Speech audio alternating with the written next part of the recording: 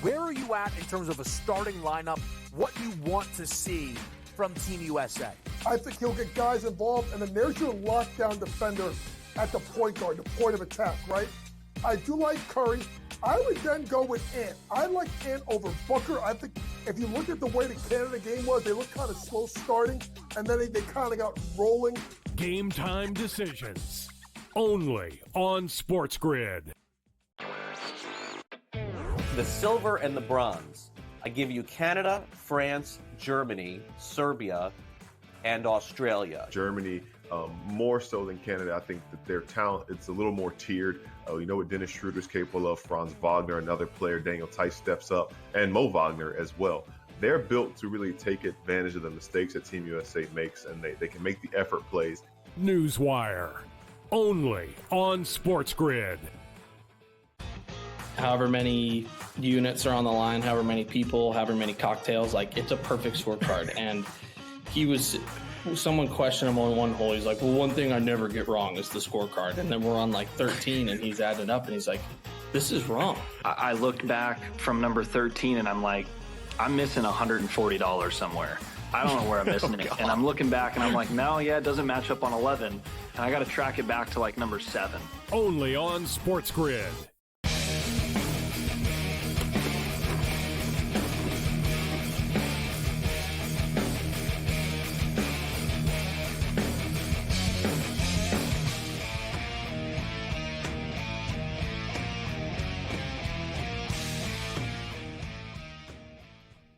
This is SportsRage. I'm Morency. Remember, tomorrow night I'm going to be hosting a special Olympic in-game live. We don't normally do Saturdays, but it's the Olympics tomorrow night. We'll be on 8 till 10 Eastern time, all Olympic themed. And like myself, Lou has a piece of the United States, over 39 and a half gold medals. And I tweeted about this earlier in the week. I said, man, these guys are stuck at 5. This isn't very good. Like, other countries are doubling you up. And I was like, you better start putting some gold medals up on the board, but they have. And I think, Lou, it might come down to the team saving us. You know, U.S. women's soccer team. You know what I mean? Don't forget, you have the golf, an American winning a golf gold medal potentially, Lou. Like, we might need some of these at the end here, back door. Like, oh, we need the U.S. men is the last one, that last Saturday of the Olympics. But it's all about winning events that you're not supposed to. And the whole thing, Lou, I wasn't happy either with the slow start. And I'm really into this stuff. But they really didn't, like, choke. Like, it wasn't like they were losing a lot of events they were supposed to win. They just weren't winning them. But they weren't like, oh, they were big favorites and they got upset, really. And they started to win. Like, the men won the 4-man rowing for the first time in 60 years. Nobody saw that coming.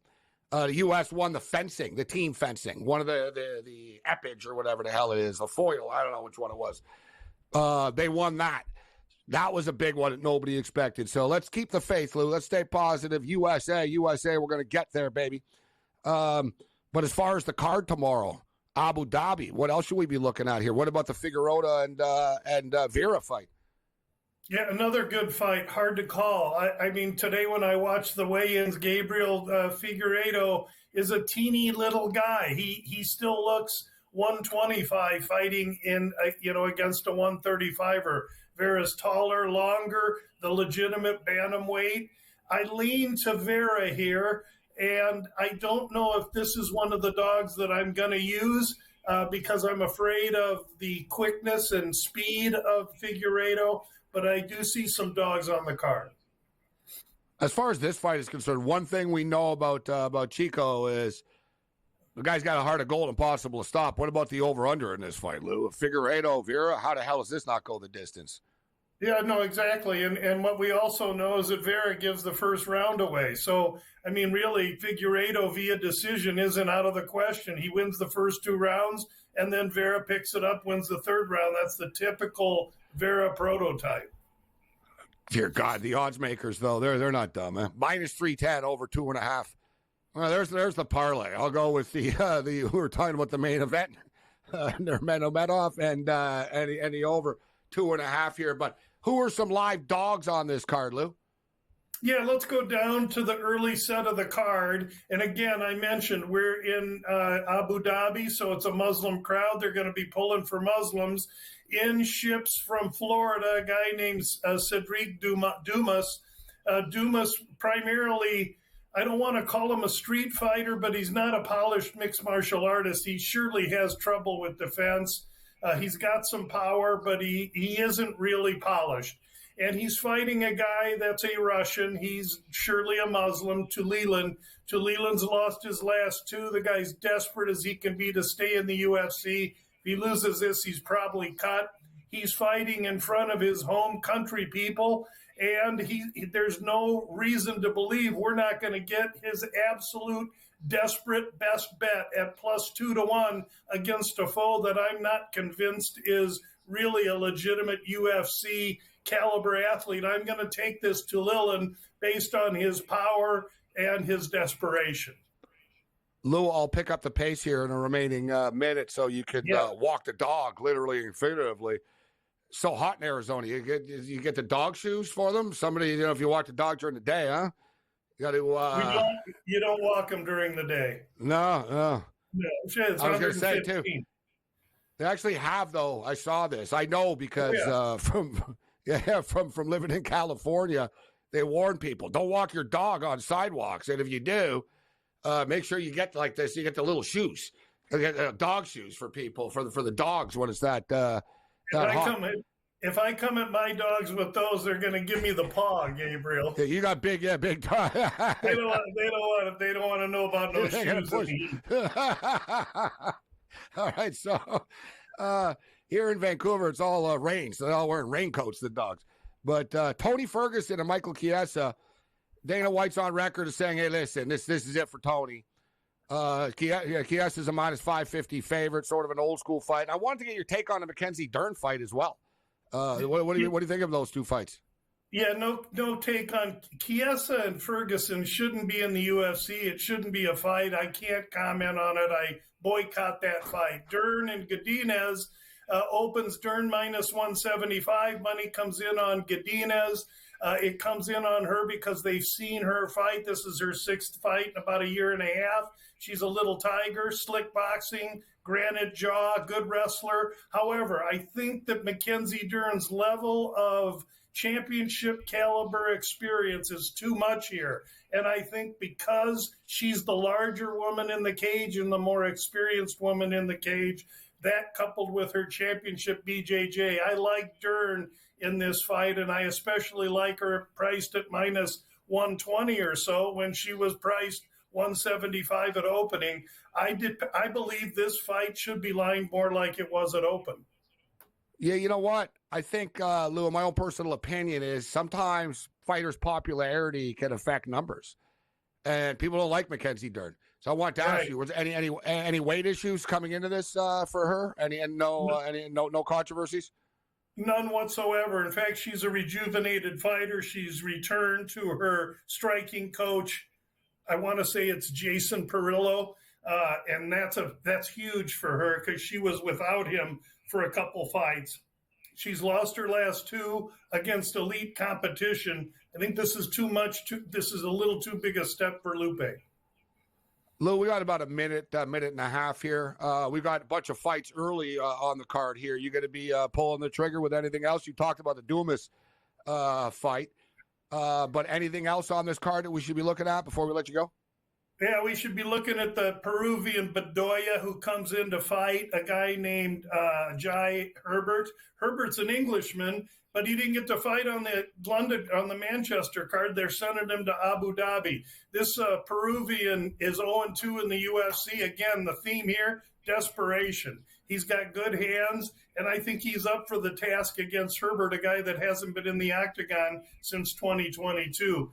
Bedoya's +120 or so. I think he's also a live dog. Awesome stuff, as always, Lou. We appreciate the breakdowns. I look forward to this card. I'll be up early in the morning. Got a bunch of Olympic events early in the morning, all through the afternoon as well. So what a great weekend of sports. NFL football is back, and what a way to start the NFL season, Lou, with controversy. Game's got to be 55 minutes. Doesn't get any better. A lot of younger batters complaining. They learned a lesson last night. Read the damn rules. Right. Know what you're doing here. Like everyone knows, 55 minutes, kid.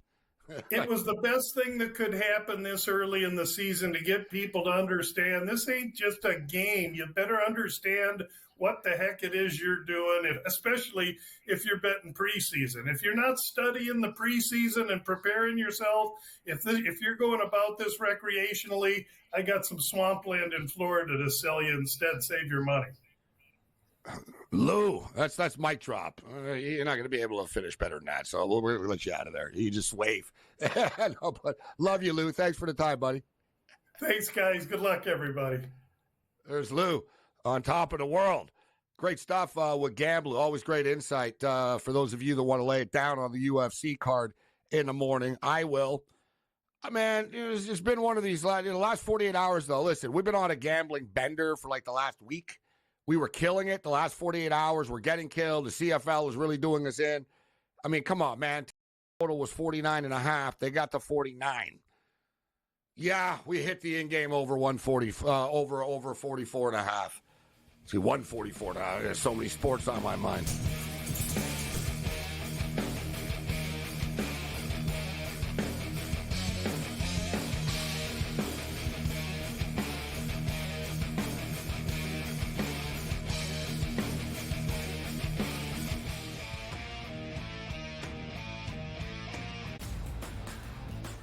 That race for the Cy Young, pretty much as equally compelling and intriguing as the race for the wild card spots in the National League. And also keep in mind, this team doesn't pitch the entire season, so his ERA gets affected much, much more if he has a poor outing than, let's just say, Chris Sale or Zach Wheeler that's been there all season long. This would be a fun one to watch it play out, but the big loser last night were the Phillies and Zach Wheeler.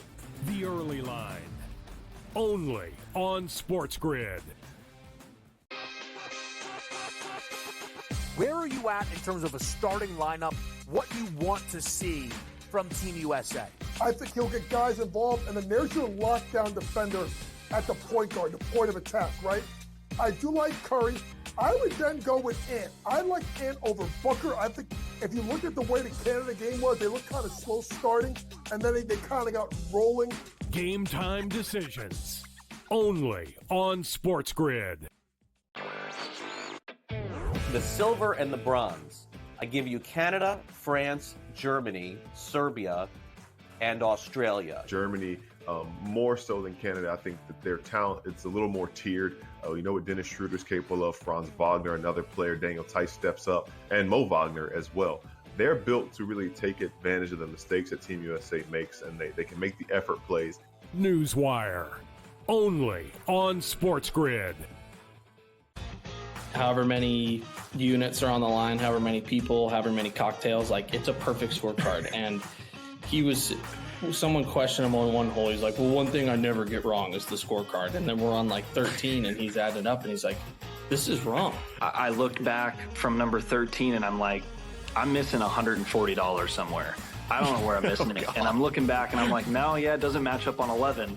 And I got to track it back to like number 7. Only on SportsGrid.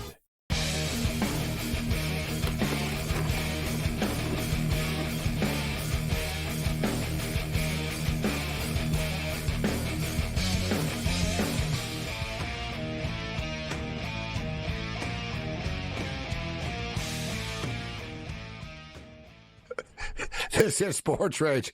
I am Morency, the pimps, the players, the hustlers, the people that bust them, and everybody else in between. All right, we got a man ready to join us right now that's probably going to feel my effing pain. Although we're probably just stupid for betting on CFL overs. 9-1 in the last 10 games, guys, after tonight, except it wasn't going to get there, and then it did get there. Right? It was 49.5, and it was 50.5, and it went down to 49.5 at close, and the game ends up getting to 49 in the end, just to tease us. And you almost hope that happened to me in the Olympics in a game earlier this week where we were 4 points shy of the total and a team took a 3 with like a second left. And I was like, oh yeah, it's going to go in. We're going to lose by a point. Swish. You know when that happens? You don't want the ball to go in. You know what I mean? In those spots, like, I almost rather like we didn't get to 4. Like, and I was even happy that it went down to 49.5 from the 50.5. I'm like, oh, good. This is going to help me. It didn't. Is Rob ready to go? Is Rob Vino ready? I believe he is. What's up, Rob? Dude, like, come on, man. Come on, bro. I don't like to use the word hate. It's just a game. Bo Levi Mitchell gets to me, bro. Yeah. His bad, just a bad play, underthrow, overthrow, interception. And he always looks. Eli Manning used to do this, Rob. I hate quarterbacks that do this. When they look back at the, like, where it happened, like 10 seconds after, like it's a car crash, and they have that, like, confused, like, how did that happen? Because you're an idiot. That's how it happened. Like, Ryan Fitzpatrick used to do that on the Bills. He'd throw a bad pick and then stand there, like, looking like, it's like, no, it was you. You're the reason all this just happened. Seriously, Bo Levi Mitchell, I know he threw 5 touchdowns last week, and we'll get into that in a minute for tomorrow's game. But for the love of God, Rob, that was frustrating tonight again. Yeah, he is. We had this discussion a couple of weeks back, Gabe, with him. He's good enough between the 20s. He's just good enough to keep the starting job, to tell you the truth. But what you never see in the box score is all these missed opportunities that he has. He's got guys running free in the end zone. He throws the ball 2.5 seconds too late. 3 defenders break on the ball and knock it away. It's just crazy. He did laser that last one in for a touchdown. But that happens like once out of every 4 times. I mean, he completes some passes. He'll come out, get a couple of first downs, and then that team will commit a penalty or something. Because that team overall is frustrating, to tell you the truth. But one thing about them, Gabe, and we're always looking for ways to capitalize with these teams. And in Hamilton's case, I jumped in at halftime on the in-game total because Hamilton's second half overs are now 7-1. They average 31.3 points per game in the second half. It's kind of like what Saskatchewan, we've talked about the last couple of years, do. They did it again tonight. There were 32 points scored in the second half. But I'm really upset with what does Montreal think is going to happen if they only kick the extra point to get either a win for 49.5 or a push for 50? Do they honestly think that the other side's going to get 2 touchdowns, 2 2-point conversions, and a field goal? So they need to get to 35 that bad? It was just crazy that they went for 2 rather than kick the 1. But those things happen, and it happened tonight. Especially in the CFL, they happen. Just random. Just sort of like, okay, of course. Just sort of the icing on the cake. I, like you, I jumped in at over 44.5. I was like, you know what? I'm going down with this ship. Like I can't take this anymore. Yeah. And Rob, like we're at the point now, Rob, where it's 9-1 right now. 9-1 to the under the last 10. So you can say, wow, we got to jump on it. No, at this point, I'm like, I'm just riding this thing out. It's going to turn around, and hopefully we go 8-0 on an overrun, which leads me into this stupid game tomorrow. If Bo Levi Mitchell can throw 5 touchdowns on these guys, okay? And I hate the 2+2 stuff. Oh, I saw them last week and this, and I hate that stuff. But you know the league. The Edmonton Elks are morons. Last year, they start the season 0-9. They start Trey Ford. They win 4 of their last 8 games, Rob. So what do? They signed Bethel Thompson to a $700,000 a year contract, bench Trey Ford, and lose their first 8 games of the year again. They put Trey Ford in. The kid scores 3 touchdowns in like 8 minutes. Like, have you ever seen a more blasphemous like quarterback situation that a kid should be playing and he isn't? Like, I don't know. Like, I don't know if he slept with Chris Jones's like daughter. I don't know.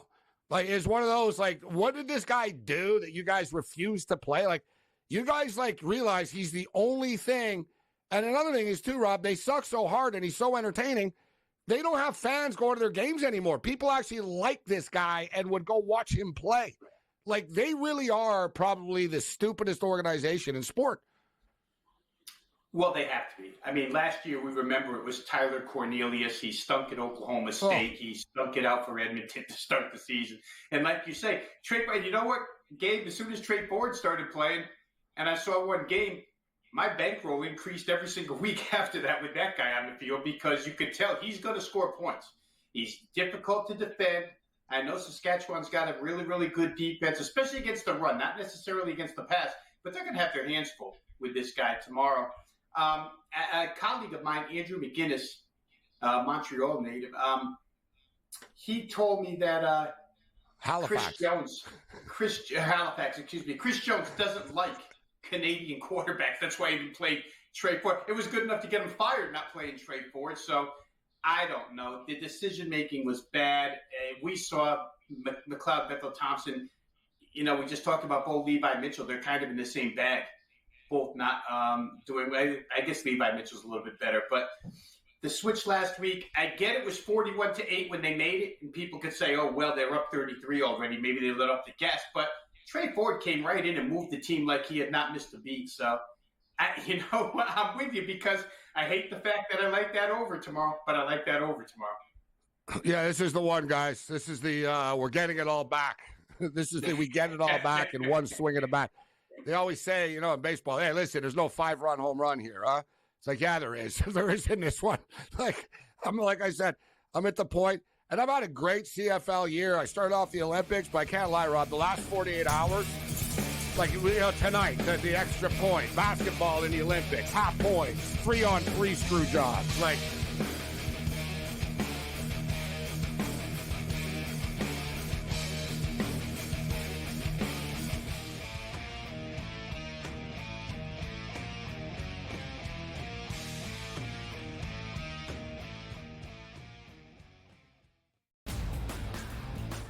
That race for the Cy Young, pretty much as equally compelling and intriguing as the race for the wild card spots in the National League. And also keep in mind, this team doesn't pitch the entire season, so his ERA gets affected much, much more if he has a poor outing than, let's just say, Chris Sale or Zach Wheeler that's been there all season long. This would be a fun one to watch it play out, but the big loser last night were the Phillies and Zach Wheeler.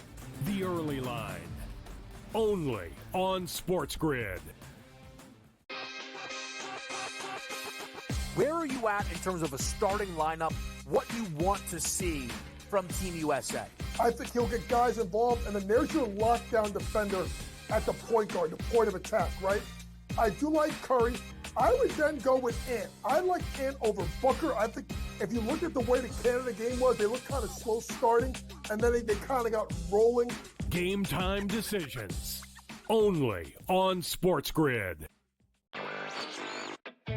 The silver and the bronze. I give you Canada, France, Germany, Serbia, and Australia. Germany, more so than Canada, I think that their talent, it's a little more tiered. What Dennis Schroeder's capable of, Franz Wagner, another player, Daniel Tice steps up, and Mo Wagner as well. They're built to really take advantage of the mistakes that Team USA makes, and they can make the effort plays.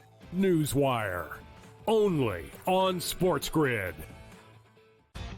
However many units are on the line, however many people, however many cocktails, like it's a perfect scorecard. And someone questioned him on one hole. He's like, well, one thing I never get wrong is the scorecard. And then we're on like 13 and he's added up and he's like, this is wrong. I looked back from number 13 and I'm like, I'm missing $140 somewhere. I don't know where I'm missing it. And I'm looking back and I'm like, no, it doesn't match up on 11. And I got to track it back to like number 7.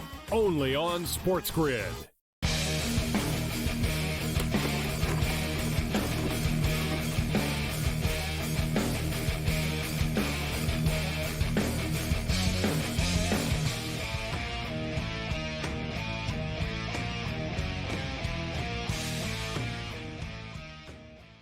This is SportsRage. I'm Morency. We're just talking a little CFL football. Rob, how about last night's game? And I don't know, did you bet the over? I'm going to full disclosure. I bet the under like a mark and an idiot last night. I was like, yeah, you know what? This probably just be a stupid, boring game. Let me go under 32.5. We saw it happen. It went over. And I was on the Houston Texans on the money line. I got refunded for my Texan bet, but I did not for my total bet because I already lost. You know what I mean? This isn't like the 60s in Vegas here with the ticket after the game. Like the modern books online, they grade it immediately, Rob. So I guess it was a blessing. I got my Texan money back, but it was pretty comical to see young bettors and people flipping out and not understanding the 55-minute rule last night. Yeah. Yeah, no doubt. It is a 55-minute rule. And I'll tell you this, Gabe, I missed the boat. I should have been on over, not that it would have been any great shakes. But you and I have talked about this kickoff rule, and I just feel like even next week, I don't think people get the full context of what it's going to provide these teams as far as field position is concerned, or lack thereof. I mean, if you get the ball to start every drive at the 40, 45, even if you go 3 and out, when you punt, the other team's backed up to the 5, you make one defensive stand, and you get great field position again. So I think overs are going to be the way. The odds makers haven't adjusted these totals preseason. With that in mind, they're kind of the same as they are every single year. I looked at next week's numbers. They're all the same as they usually are. So I think I'll be on a couple of overs next week. We'll see. More preseason is concerned. Last night, real quick, the BC Lions, if you told me I was going to get 25 out of Winnipeg, I'd have thought that thing walks home with the over. But all right, so I know this is easy to say now, Rob, and we're lucky almost. But imagine if somebody would have told you last night, listen, I'll give you even odds that the BC Lions over/unders 2.5 points tonight or 0.5. Like you'd be like, oh, like come on, they got shut out. Like shut out. It's funny. I didn't bring it up. It's actually, you know what I mean? It's sort of like I'm like a criminal that like did something so heinous. I'm in jail. I don't remember it. I blocked it out of my mind. Like, if you'll notice, Rob, I didn't even tweet about the game last night. Like after, like what? I was like, I changed the channel after. Of course, I chased the total in game as well. Right? Oh, this will get to 37. I think remember I told you even we were messaging. I said, 37.5 has to get there. Yeah, not if BC. And of course, that's my week this week. So I bet to 37.5, and then Vernon Adams gets hurt early in the third quarter. Right. It's like, oh, that's just great. 30, like it was an embarrassment. It was really one of the. I think it literally was one of the worst games that the BC Lions have played in their franchise history. Not like just recently, like in their franchise history, it was that bad of a disaster and a train wreck. And I have some of the numbers here. How about this, Rob? BC Lions, 4 first downs were the lowest ever in any game in franchise history. The BC Lions were founded in 1954. 102 net yards was the 7th lowest in franchise history. It was just a complete disaster. Here's the local newspaper, the Vancouver Province, Rob's headline. In a seasons of ups and downs, this was rock bottom. Yeah, and you know what's funny? It just was. I thought that the game they played before the bye was rock bottom. It was their worst offensive performance of the year. Yeah. Adams had a lousy game. They had the bye week off, I thought, for sure. In Calgary. Yeah, and then they come out, and you know what? They had great field position. Like the first 2 or 3 drives were all started at midfield, and they couldn't go anywhere. So that must have been an indicator. Where Winnipeg's concerned, real quick, the last 3 game totals where Winnipeg is concerned, I think, are 27, 28, and 30 final game totals. So they stayed way, way under the number, or 25, excuse me. 25 was last night, 25, 28, and 30. So they're way under the number right now, and the defense looks really, really good on that side of the ball. We'll see. Lucky Whitehead seemed to make a little bit of a difference last night. Not a terribly significant amount of difference, but I think as weeks go by, he probably will help that offense. Caleros looked pretty good. I think you're bang on as far as the Bombers. I think they see, what the big difference was? They're getting Oliveira going right now, their running back, and he is like a bowling ball when he gets going. He was injured to start the season. He really has made a difference. And I think their coach, O'Shea, has realized our offense isn't very good. We got to win on defense. So you can sort of tell they're leaning into that right now. Plus, they have a kicker that keeps on making 60-plus yard field goals. Yeah. More with Rob on the other side.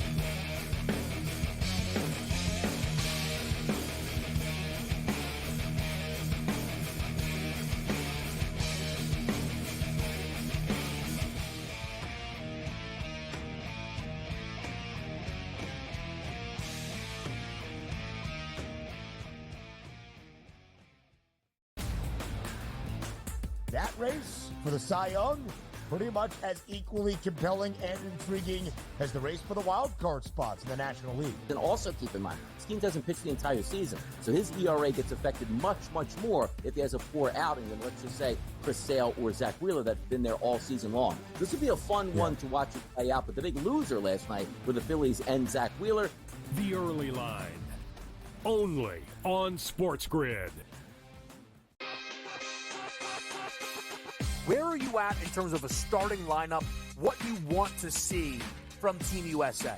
I think he'll get guys involved, and then there's your lockdown defender at the point guard, the point of attack, right?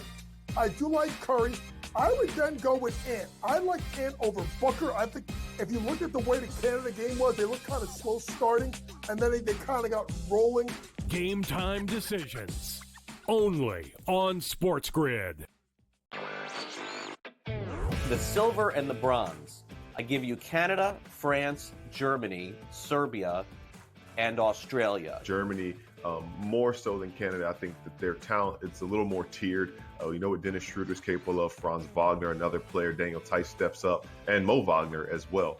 They're built to really take advantage of the mistakes that Team USA makes, and they can make the effort plays. Newswire, only on SportsGrid. However many units are on the line, however many people, however many cocktails, like it's a perfect scorecard. And he was, someone questioned him on one hole. He's like, well, one thing I never get wrong is the scorecard. And then we're on like 13 and he's added up and he's like, this is wrong. I looked back from number 13 and I'm like, I'm missing $140 somewhere. I don't know where I'm missing it. And I'm looking back and I'm like, no, yeah, it doesn't match up on 11. And I got to track it back to like number 7. Only on SportsGrid.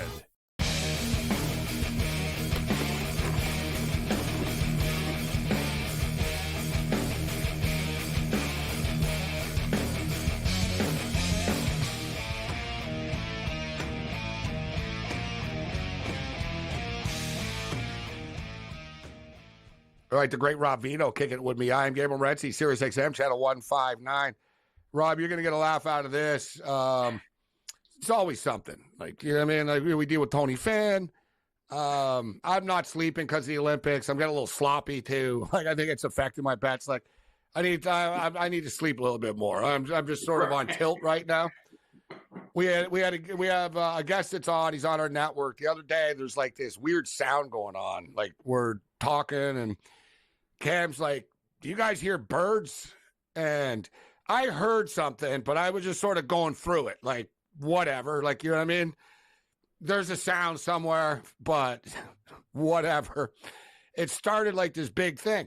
So like Cam's like, so I'm like, all right, hold on. Let's all be silent for a second. So we hear it. There was like this big cricket in George Kurtz's studio room. And it was loud as hell. Like it was like piercing in our ears once we noticed it, like you were aware of it type thing. And like we had to pull him from the show and stuff. It was so bad. They were like, all right, you can't come on. So we had to pull him. I said, I've been doing the show 22 years, never pulled a guest because of a cricket. So I sit down in my chair here to do the show tonight. And 2 minutes before we go on the air, I'm informed Cam Stewart won't be with us tonight. And I'm like, okay, so, well, what is it now? Like, I'm like Seinfeld. Like, I'm like, bring it on. Like, you know what I mean? Like with Kramer. Nothing's going to surprise me at this point. What do we got? Like, what's up? I've had multiple other guests, too. Like, sick, this, that, whatever. Like, it's summertime. Cam Stewart cut himself, Rob, for, I don't know, dude. For whatever reason, he shaved before the show. And he cut himself so profusely. And he's got, like, really sensitive, like, skin, Cam. Like, for real. Like, he was bleeding so much. Like, he can't come on the air. Oh, my goodness. It's the second time he's done this in, like, 3 months. Wow. Be careful, Cam. My goodness. Got to get one of these things. I got to use this is my thing, Rob. It's the Pit Bull. It's not an endorsement. Look at this. It's smooth. That's beautiful. Yeah. 5 seconds. All done. Yeah, I'm done. No lotion. No lotion, Rob. No, nothing. I'm done. Like, you know what I mean? Come on, Cam. One of those. Yeah, that's nice. I like that. Yeah. So, well, Tony might be early. Maybe he surprises you today, and Tony shows up early. So, yeah, no, he actually did last week, which was somewhat surprises. But Of course, he was wearing, Tony's got a crazy green screen thing, and he was wearing a shirt that was going through it, of course. So we had to get him to change his shirt. Like, it's always. See how, green screen, you can wear, like, yeah, poor Tony. He had this nice, like, golf, he had a golf shirt. It was like, poor guy, like, there on his headset. Like, I swear to God, our network, like, our shows, our producers, we run a tight ship. Ask Rob. Like, Rob's got the drill down now, but cousin Sal said, man, I'm a producer on the Jimmy Kimmel show. He goes, we don't make people go through this much trouble. Like, the ABC Jimmy Kimmel show is chiller than our boy Tommy. It's not Tommy's fault, though.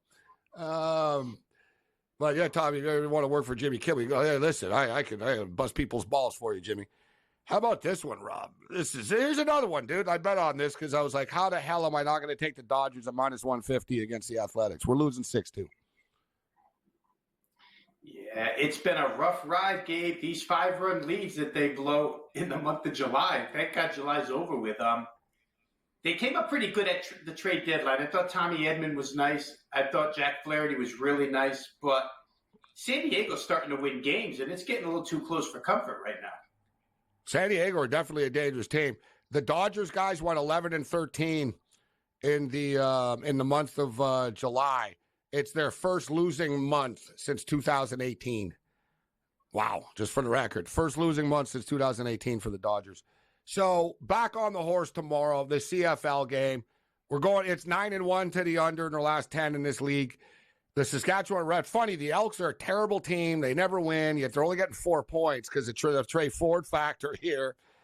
I look at this at 51. I figure, listen, Saskatchewan's going to score on Edmonton, and Edmonton with Trey Ford will be able to put some points up. These Rider games always get crazy. I'm going with the over here, Rob. Live or die with it. Let's rock. 51 right now. I think we have to, Gabe. I mean, the difference between Trey Ford and Bethel Thompson, to me, is worth the investment here. I think I saw their team total, Edmonton, listed at 22.5 or maybe 23.5. I like that, yeah. Which goes to show you that, the odds makers think they'll probably score a little bit too. And Saskatchewan, not the greatest offense out there, but, Shea Patterson and company should be able to move the ball against that defense. And like you say, Bo Levi Mitchell torched them last week. They're just not a good defensive unit. So hopefully we get a little up and down. I mean, we had that little short span there where offenses looked like they were running wild, and all of a sudden it's become, again, like I said last week, a field goal lead. Winnipeg scored 7 times last night. They kicked 6 field goals. Winnipeg has scored 40 times this year, Gabe, offensively. They've scored 40 times. They've scored 12 touchdowns, 28 field goals. The league is kind of just, get close enough to kick a field goal. We can't score touchdowns, but I think tomorrow might be different.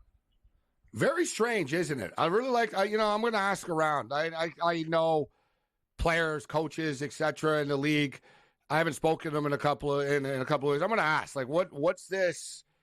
What's going on with the field goal fest suddenly mid-season? Normally offenses get better, but every offense has just hit a wall for the most part. And the CFL over the last couple of weeks. And the last game on Sunday night, Rob, man, did you want to talk about 2 inconsistent football teams? Man, the Argos and the Stampeders. Calgary are almost consistent in a way, though, and predictable in a way. They're pretty zigzag, zag-zig. You know what I'm saying, Rob? Like, if Calgary, Jake Mayer lights it up, they're going to be terrible the next week. If they're terrible the next week, they'll probably be good the following week.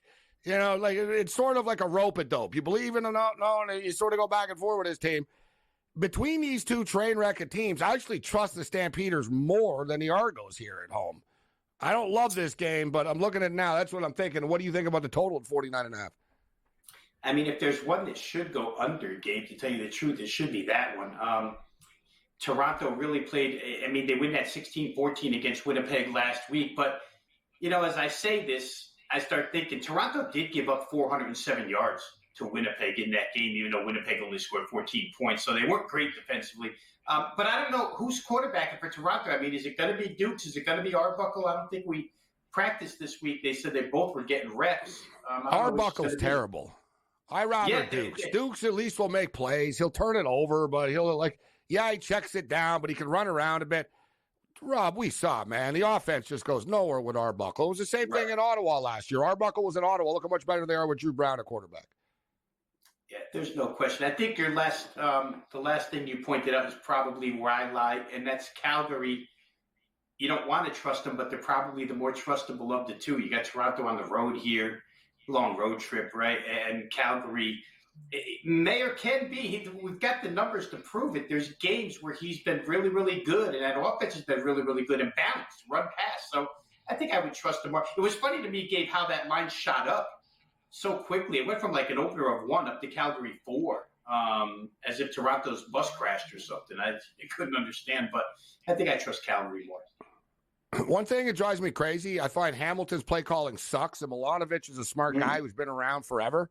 He's been in like an NCAA, Maryland, like the long time CFL. He's been in the NFL, Milanovic. Like he's a smart guy. The CFL run on first down, throw a bomb on second down on 2nd and 4. Like Hamilton are the kings of it, and Dickinson is so conservative for a Hall of Fame quarterback. Montana State, he's in the College Football Hall of Fame. He's a CFL legend quarterback.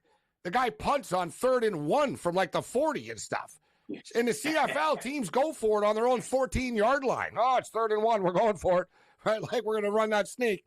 He's super conservative. And at the end, it's always like, oh, we're down 6, coach. It's like, yeah, because we've been playing not to win all damn day. Yeah, they're so inconsistent. All right, on the other side, we got one more segment with Rob here. We'll talk about the Olympic basketball.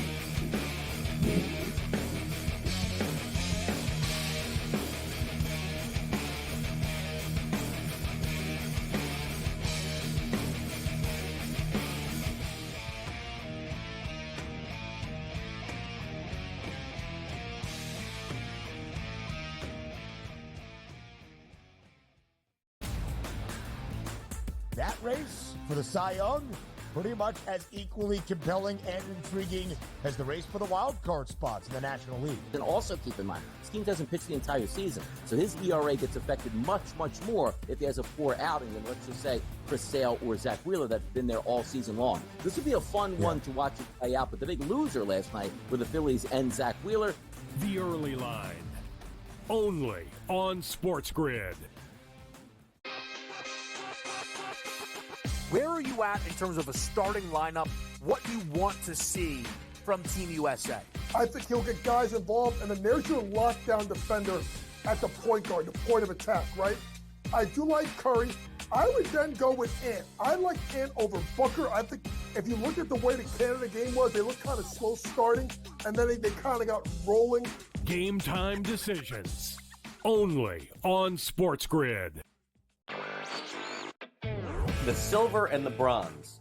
I give you Canada, France, Germany, Serbia, and Australia. Germany, more so than Canada, I think that their talent, it's a little more tiered. You know what Dennis Schroeder's capable of. Franz Wagner, another player. Daniel Tice steps up, and Mo Wagner as well. They're built to really take advantage of the mistakes that Team USA makes, and they can make the effort plays. Newswire, only on SportsGrid.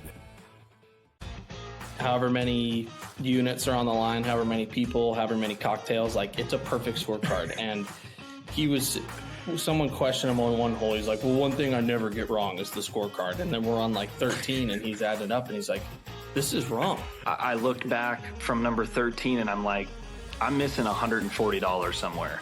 I don't know where I'm missing it. And I'm looking back and I'm like, no, yeah, it doesn't match up on 11. And I got to track it back to like number 7. Only on SportsGrid.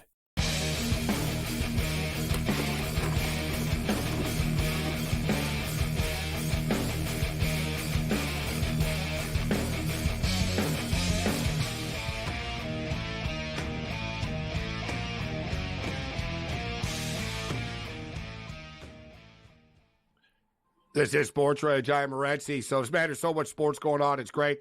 Rob was talking a little watching some of this 3-on-3, and a great story, Rob, just to share with people, which you're watching a 3-on-3. You see the total 36.5. You're at 19-14. You're like, this is easy. This is great.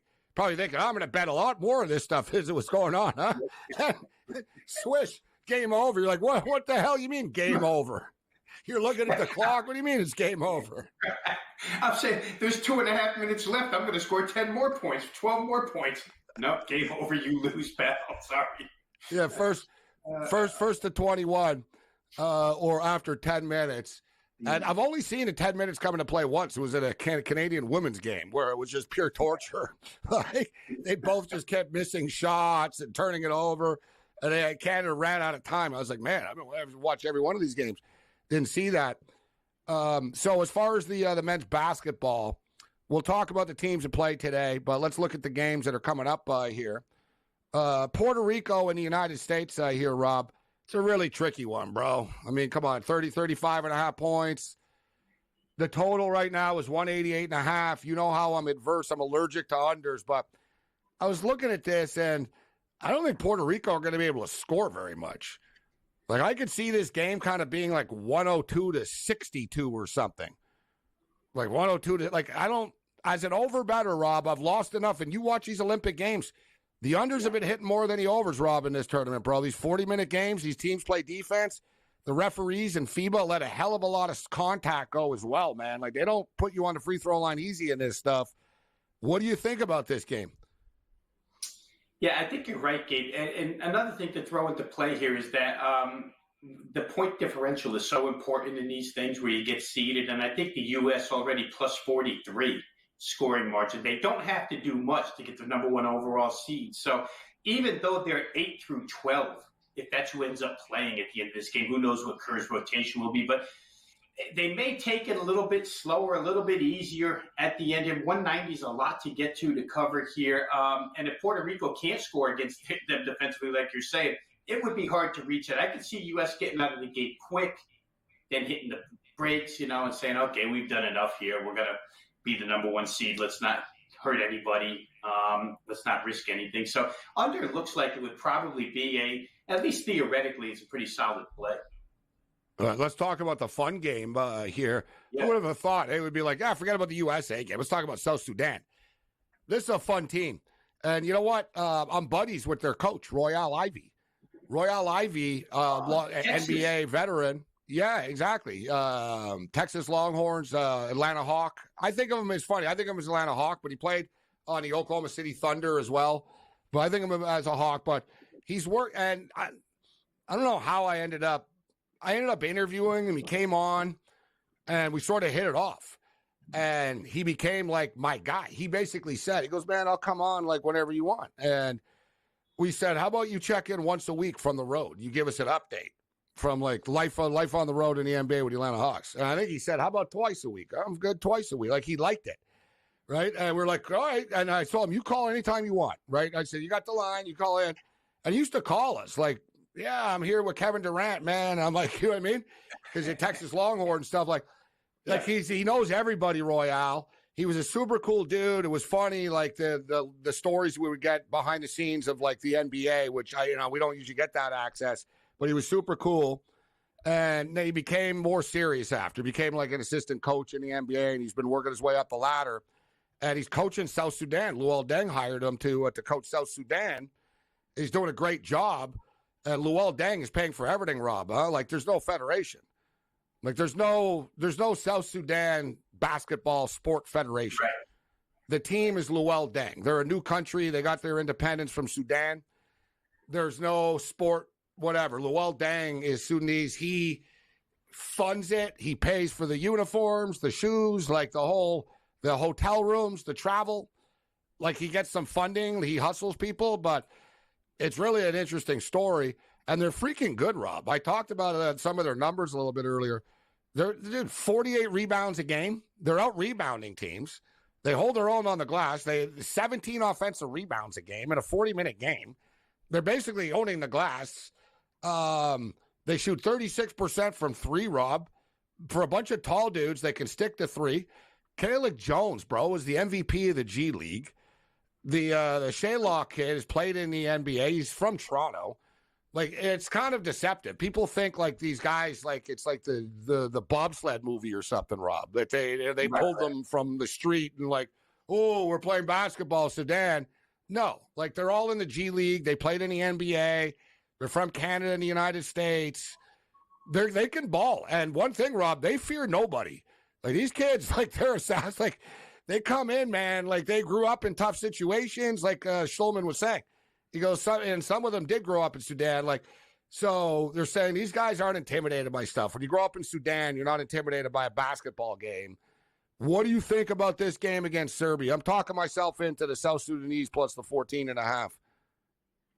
Well, and they made the cover real easy the other day, right, against the U.S., 103-87. And just to real quick on that point, Gabe, 103-87 with South Sudan is 190.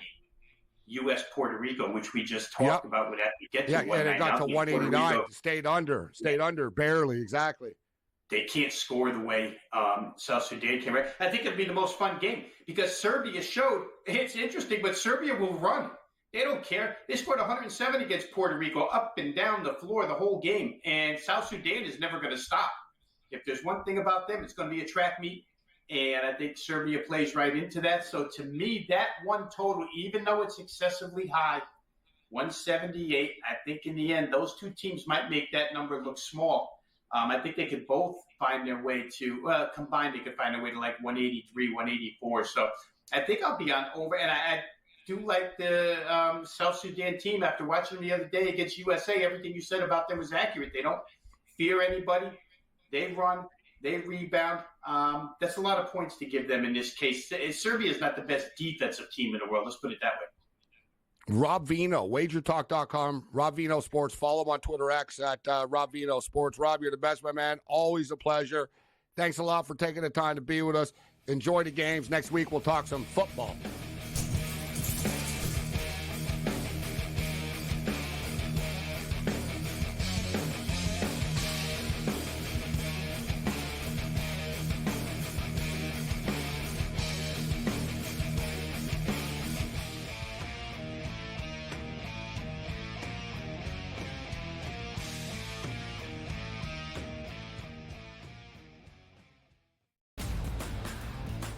That race for the Cy Young, pretty much as equally compelling and intriguing as the race for the wild card spots in the National League. And also keep in mind, this team doesn't pitch the entire season, so his ERA gets affected much, much more if he has a poor outing than, let's just say, Chris Sale or Zach Wheeler that's been there all season long. This would be a fun one to watch it play out, but the big loser last night were the Phillies and Zach Wheeler. The early line, only on SportsGrid. Where are you at in terms of a starting lineup? What you want to see from Team USA? I think he'll get guys involved, and then there's your lockdown defender at the point guard, the point of attack, right? I do like Curry. I would then go with Ant. I like Ant over Booker. I think if you look at the way the Canada game was, they looked kind of slow starting, and then they kind of got rolling. Game time decisions, only on SportsGrid. The silver and the bronze. I give you Canada, France, Germany, Serbia, and Australia. Germany, more so than Canada. I think that their talent, it's a little more tiered. You know what Dennis Schroeder's capable of. Franz Wagner, another player. Daniel Tice steps up. And Mo Wagner as well. They're built to really take advantage of the mistakes that Team USA makes, and they can make the effort plays. Newswire, only on SportsGrid.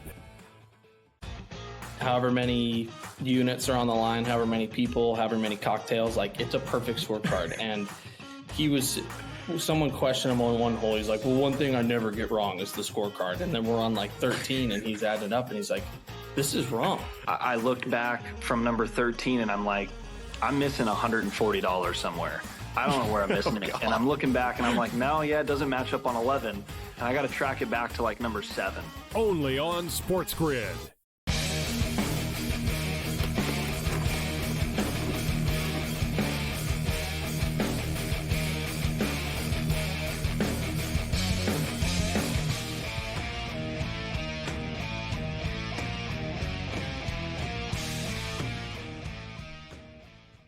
Awesome stuff with Rob Vino. Always love talking sports with Rob. Look forward to start talking. We'll get college football win totals up and running. We've been into the Olympics. The Olympics ends next weekend. And next weekend, the NFL preseason is in full force. All the teams will be playing next weekend in the National Football League. So I wish Cam was here because we're talking a little golf right now. And I was, I get up. The regular PGA events, it's just a bet to me, right? All right, I'll put a bet in. We talk about it, and I don't have any emotional stake to it. even the majors, I don't like, you know what I mean? I'll watch, you know what I mean? I like the Masters, right? Everybody watches the Masters, sort of like the Kentucky Derby or something like that. But I don't have like a deep, like sort of like passion for it. You know what I'm saying? I'll bet on it, but I don't have like a passion for it. Even though I did enjoy playing golf before in my earlier days. But the Olympics, you know, there's something about the Olympics. I like, you know what I mean? It's special. And the golf course is spectacular. You got the best players in the world playing for a gold medal. It's a unique situation. Like Xander Schauffele said, and he's won a gold medal and he's won majors before, right? So he would know. And he said, they asked him, does it feel like a major? What's it playing in the Olympic like for a gold medal feel like compared to a major? And he said, yeah, it has a major feel to it, but he goes, it feels more because it's so international. He said, it's so international. He goes, it feels like a Ryder Cup. He goes, it plays like a Ryder Cup. He goes, with the fans and the caliber of golf, everybody's good, that it feels like a Ryder Cup. And you remember, I remember Trey Turner. Trey Turner had a great WBC World Base, and I'm a big World Baseball Classic fan. I remember I even went to the games. I've been to the event twice, actually, like traveled to see the games and stuff over the years. So I've been to 2 World Baseball Classics over the years. But Trey Turner has won a World Series, played with the Dodgers, won a World Series of the Nationals, is like played in really big baseball games, obviously, super rich. And if you remember, he got scorching hot in the WBC. And he hit like a game-winning home run. I think it sent him to the final. It was a massive home run. And they asked him point blank. And they were like, man, you seem as happy as I've ever seen you before. And he said, I've won a World Series, and this is the greatest baseball moment of my life. Right? There's something about it when you play for the country, and it's just next level. But this golf is really, really shaping up right now. Like, you know, like you're a casual golf fan, sports fan, this is as good as it gets. We've got a 3-way lead at the top of the leaderboard right now with Tommy Fleetwood, who, imagine sort of if he breaks through here, this would be massive. And I didn't bet on him, but if you recall, I threw his name out there early week. I was like, man, watch Tommy Fleetwood do it, like Justin Rose. Justin Rose, the Brit, won the first one in 2016, gold. So Tommy Fleetwood, Hideki Matsuyama, who none of us picked, Brady, Cam, we didn't really talk about him. But remember last night, I said, I don't think he's going to fade. Oftentimes, guys will be like, you know, leading after a round, but they'll fade. It's like, yeah, no one's going wire to wire. But I said, I don't think Hideki is going to fade. Doesn't mean he's going to win, but I don't think he's going to fade, and he didn't fade. Here he is. He's 11 under. He was 8 under. Now he's 11 under, first place tie. And the guy that I have a couple of guys, but I have 3 golfers. I got Xander Schauffele, Corey Connors, and Sepp Straka. But Xander Schauffele is also 11 under. We talk about like Schauffele being sort of robotic, and he is. Look, how consistent he is. He shot a 65 and a 66 so far. And he's probably, you know, I don't want to just, you know, jinx him or hex him, but he's probably going to do it throughout the weekend. So are the other golfers just going to be able to consistently throw 65s and 66s on the board like he's able to? We'll see. So I feel pretty good about my position with Xander right now. John Rahm is lurking, though. Rahm is 9 under, only 2 shots back. Dietrich is 8 under. He's in the mix. Kim, Cam and Brady, everyone liked Tom Kim. Kim is 8 under. He's in the mix. CT Pan is 8 under. He's in the mix. Jagerbaum is 7 under. I think that's sort of where there's that drop-off. I don't want to write it, you know, Scheffler 6 under. I don't want to write him off. Corey Connors is in the mix. He's T13. He's 5 under right now. But it's sort of taking shape here, I would say, with Fleetwood, Matsuyama, Schauffele, Rahm, and we'll see if Scheffler can go on an early run and jump back in this thing. I think Tom Kim's going to be lurking. And remember, I said to Corey Connors, I got Schauffele to win. I said Corey Connors is going to win a silver medal. And I stand my ground. Corey Connors is getting on the effing podium. We're going to look at some odds here, see if we can find something interesting. Let's roll.